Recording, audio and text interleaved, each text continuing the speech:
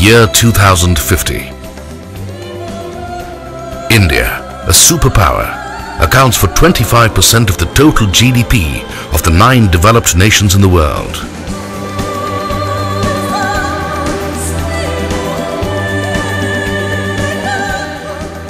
Year 2025. Indians reach everywhere, be it services, manufacturing, research or consumer power. India leads the world in each of these. Year 2015. Microsoft shifts its worldwide headquarters to India. India becomes the financial hub of the world. Year 2010. Every single Fortune 500 company has an operation in India.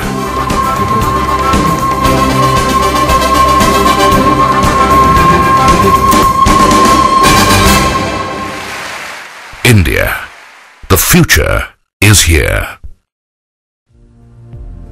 Year 2007. Is this a fantasy or a realistic projection? Is it just a dream or an actionable vision? Are they images or do they have a solid story behind them? Let's look at the picture of India today. Let's explore the paradigm called India. Come, delve into the paradox called India.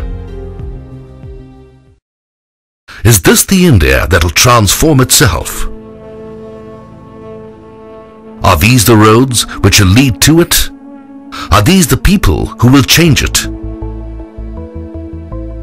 Is this the infrastructure which will help it? Yes, these will. Because there is another India which is emerging, which is developing, which is growing, which is coexisting with the India you know. But to appreciate this emerging India, to know its DNA, we need to go back a few centuries. Imagine a world without the digit 0. Think of a society which cannot count beyond 9.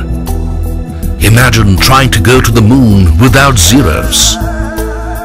While Armstrong walked on the moon, it was Aryabhatta, an Indian, the inventor of zero, who took the first step.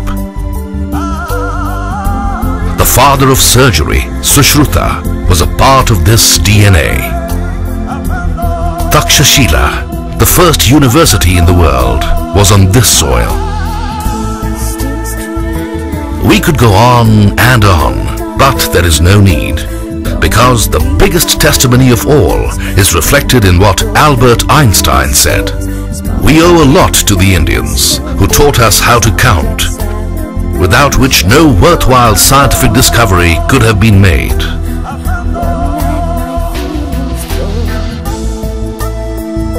These DNAs have given rise to some great results. Not many know the glitter that's India. It's the largest consumer of gold. The strength that's India. It's the largest producer of milk and tea in the world. The movement that's India. It has the largest rail network in the world. The communication hub that's India. It has the largest postal network in the world. The dreams of this country are developed by the movie industry, which produces the largest number of films in the world. It is frightening that it adds one Australia to itself every year. But then, its middle class is bigger than the population of the USA. Its youthful energy comes from 555 million people under the age of 25. The USA and the UK are two countries divided by the same language, English. But India is united by that very same language. It has the third biggest English-speaking workforce in the world. No wonder the world's largest English daily is not in the USA or the UK, but in India. And its technological superiority is reflected in the fact that every third technical person in the world is an Indian. Fascinating facts about a continent called India. In the 1990s, India opened its arms to the world from an era of seclusion and isolation. It has now paid off. Its reserves have swelled to nearly $200 billion, which is much more than its trade obligation. Only 4 other countries in the world have such high reserves. Foreign institutional investors have pumped in $75 billion into its buoyant and robust stock markets. Its GDP grew by 5.5% over 10 years, and now has surged to 9.2% this year. On purchasing power parity, it is already the 5th largest economy, and will be the 3rd in another few decades. It has a high domestic saving of 25%. Its growing economic power is reflected in the fact that it has more billionaire citizens than any other country in Asia, including China and Japan. Overall, an economic powerhouse in the making. You must be wondering, what does all this mean to me? But the diamond industry didn't wonder. For years, much before the phrase BPO or business process outsourcing was coined, it was doing precisely that. 9 out of 10 precious stones were value added in India. So were 90% of all the pearls in the world. Today, India is on the verge of becoming the largest service provider in the world, an outsourcing BPO giant. From call centers to tax returns, from software to medical transcriptions, from medical diagnosis to equity research, the outsourcing surge is activating the DNA, fast and furious. Because of India's deep source of low-cost, high IQ, English-speaking brain power, the BPO industry will grow to approximately $100 billion, employing 10 million by 2010, and accounting for 10% of the nation's GDP.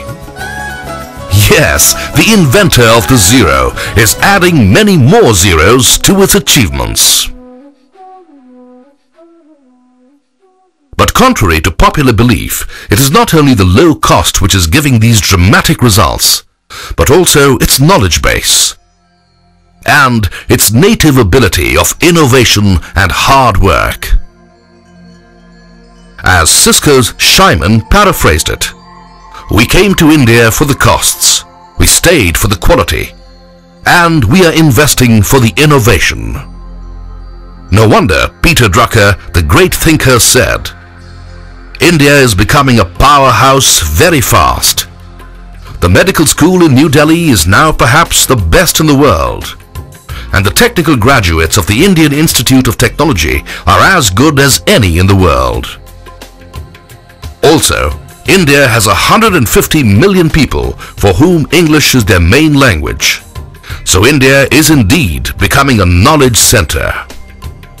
That's precisely what is happening. India is defined to be not just a cost-saving destination, but also a knowledge and innovation hub. From Merrill Lynch to Reuters, from Goldman Sachs to Thomson Analytics, from Lehman Brothers to LexisNexis, all are investing in the next knowledge capital of the world. Business Week and Business World believe that in the near future, India will become the R&D hub of Asia and of the world. The action has begun. 150 of the Fortune 500 have already set up their operations here. And it's not just in software or IT, but also in automotives, telecommunications, chemicals, food and pharma. There are more engineers and scientists in the city of Bangalore than in Silicon Valley. Engineers at GE's John Welch Technology Center in Bangalore have filed for 95 US patents. And another 225 US patents have been filed by the engineers at Texas Instruments Indian R&D. It's not patents alone. Intel, Cisco and General Motors have located their only R&D centers outside of the USA in India and have committed multi-billion-dollar investments. GE's soon-to-be-launched new dishwasher has been designed in India. So has its medical division's angiograph imaging machine. And the digital signal processor developed in India for Texas Instruments has 50% of the world market. In the city of Pune, Whirlpool designs all its appliances for Asia. 17 clinical trials, 10 of them global, are being done by Eli Lilly, the pharma giant in Gurgaon near Delhi. Swiss healthcare major Novartis AG has established a global R&D center for its over-the-counter operations in Mumbai for supply to its European and US markets. At Hewlett-Packard, all emerging market development is happening again in Bangalore. Guillermo Willi, the managing director of the GE Center in Germany, says, "The driving reason why GE has come to India is not the cost, but the talent pool. For instance, GE Tech Center's 1,600 employees include 1,100 technical experts. Of these, 31% are PhDs and 44% are specialists with a master's degree. The GE Plastics and the GE Global R&D teams, for instance, include 24% chemical engineers, 20% electrical and electronics engineers, and 17% polymer engineers. The new Mac Wrap and Mac Pizza for McDonald's is from Mumbai's Research Center. Now there's food for thought. So much for the R&D. There is another success story unfolding. While a large part of India depends on its agricultural economy, its combination of great natural resources, people, and the ability to innovate is producing the manufacturing story. In the 18th century, India was the global leader in manufacturing and accounted for 25% of the world's manufacturing output. The golden days seem to be making their appearance again. Hero Honda is the world's largest manufacturer of motorcycles. Bharat Forge has the world's second largest forging facility and will soon be #1 by 2008. Micro Inks has the world's largest ink plant. SL produces more laminated tubes than anyone else in the world. Mozartbeer of India is the lowest cost producer of CD recording media in the world. Tata Steel is the lowest cost producer of steel. And Arvind Mills, the largest manufacturer of denim. By 2008, Reliance Oil Refinery will be the largest refining complex in the world. The largest number of US FDA-approved pharmaceutical plants outside the United States are in India. To drive scale and costs, Indian manufacturers are pursuing global ambitions by taking over businesses across the world. Like the Tata Group taking over Cora Steel and the Aditya Birla Group taking over Novelis Aluminium. Suzlon has acquired Eve Holding, the world's top manufacturer of windmills. Dr. Reddy's Laboratories has acquired Beta Pharma, a generic drug manufacturer from Germany. This year, Indian firms will invest an estimated $40 billion in foreign takeovers, which is more than the investment foreigners will make in Indian companies. India is becoming the outsourcing hub for manufacturing too. The world's top 15 automobile manufacturers obtain their auto components from India. GE Motors has not only developed a noiseless motor in GE R&D India, but is also the sole point for sourcing millions of motors every year. GE Medical Systems portable ultrasound scanner is made only in India for the world. 60% of Nokia's magnetic requirements come from Highcal, Bangalore. Volvo has increased its outsourcing from $10 million to $100 million. Hyundai will source 1 million Santro cars from India for the world.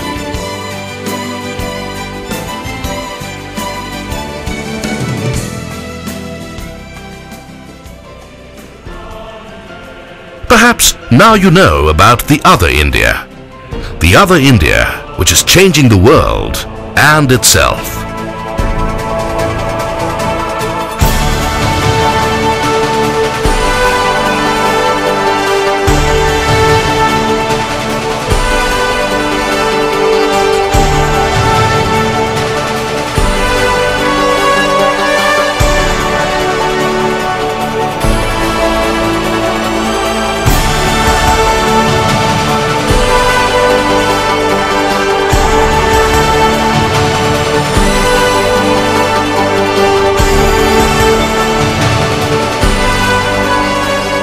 We would like you to take this India with you, because your future is here in India.